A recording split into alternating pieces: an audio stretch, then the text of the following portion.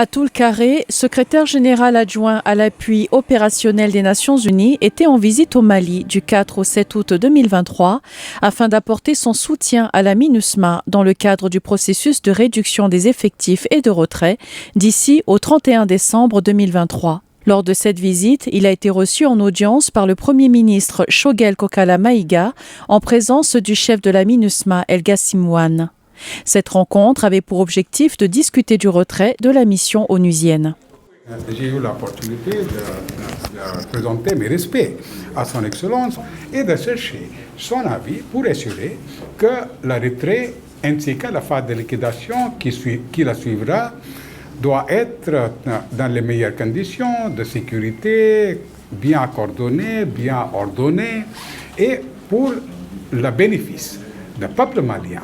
Pour assurer que notre départ, notre retrait avant le 31 décembre procède dans une façon qui va amener le crédit au Mali, qui va amener le crédit aux Nations Unies et qui va amener le crédit au partenariat des Nations Unies avec le Mali qui continuera bien entendu dans l'avenir. Sa visite au Mali a été également marquée par des sessions de travail avec les membres du gouvernement menées par le ministre des Affaires étrangères, Abdoulaye Diop, sur le plan de retrait. Donc il est venu dans le cadre du plan de retrait pour voir avec nous comment les choses se mettent en place, comment on peut travailler pour pouvoir respecter les différents délais.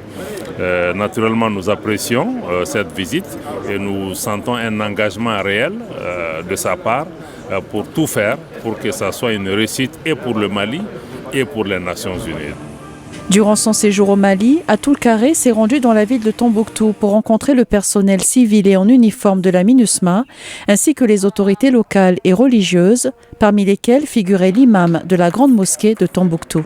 J'ai eu l'opportunité d'aller et de voir le plus vénéré imam de Tombouctou et je lui ai demandé de faire la bénédiction pour que la tâche qui nous a été donnée par le Conseil de sécurité soit accomplie dans les meilleurs délais.